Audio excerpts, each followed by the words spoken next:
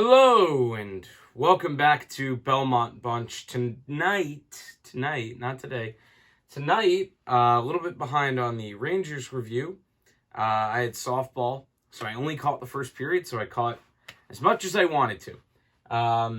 Actually, too much. I caught too much of this game. I got to see Andrew Kopp on it was like a first responder night. Kopp, you put it together. 5 people on Twitter did.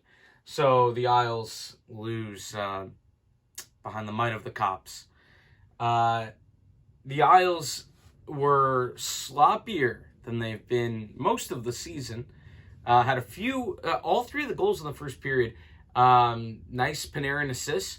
Also plays where the Islanders just decided to puck watch and just go straight to the puck carrier instead of covering their side.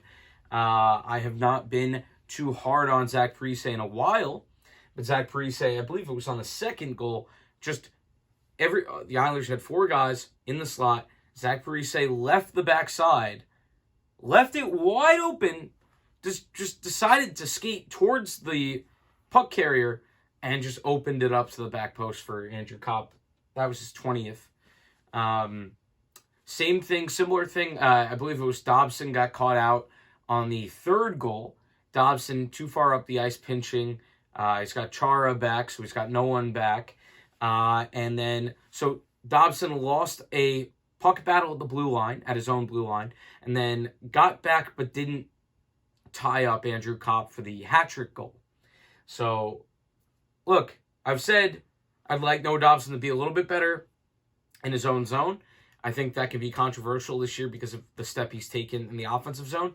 But it doesn't mean he can't be better in the defensive zone. That was not a good play by Noah Dobson. I was very pissed. I'm not going to speak to anything I didn't see. And truthfully, I just didn't want to go back and watch the last 2 periods of this one.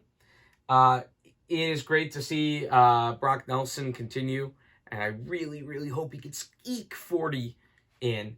For Josh Bailey, I will continue to be a broken record player and say that, I'm happy that he's getting points down the stretch on what could be his last Islanders season.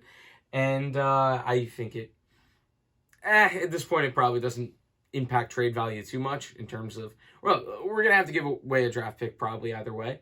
Maybe it'll be less. Maybe it'll be a second or a third attached to his contract. It really depends. So we'll see. Ryan Strome continues to haunt the Islanders. Somebody actually looked up the numbers on those, and that's not true. I was watching the Rangers broadcast. I couldn't find the Islander one. And the Ranger broadcast was miserable, as expected. I think Sam and Joe are insufferable, and not just because I'm an Islander fan. I'm a Yankee fan, and I think that the Yankees radio and TV teams are not good. Except for Cameron Maben. Really like Cameron Maben so far. But, the Islanders with Butch. Butch obviously, Homer. I feel like the color guy always has to be the Homer guy. Listen to a Washington game. Washington, probably the biggest Homer outside of Butch in their color commentator. And also their main announcer even. By the way, I think you can be good and be a homer. I think it's funny to listen to. I just don't think you're going to get many playoff games like Brendan does. Brendan is kind of the professional announcer. I'll give everybody the same cadence of scores. It's turned into a broadcasting thing. But I don't have much more to talk about with this Islander team. I'm not going to give it the time of day. Very angry at them. There's not a lot of games down the stretch of a season that's already over that I would be pissed about you mailing in. This is one of them. You could have hurt the Rangers in their chase for the division title. You don't. And you just looked fucking embarrassing again. They tied the season series with the Rangers. That's something. No, it isn't. Doesn't matter. So again, an aggressively mediocre season from the Islanders based on where expectations were. That is an abysmal fall. I can't even go to the game Sunday now because I have to work. So I'm going to try to get to maybe one more before the end of the year. It's not like they're giving me much reason to, but I haven't been there in a while. Anyway, that's it from Belmont Bunch. Another happy-go-lucky episode today. Would love for the Islanders to improve my mood at some point. Because even when the Yankees win, it's somehow miserable because they're just just not a fun style of baseball to watch. Anyway, a lot of sidetracking in this one.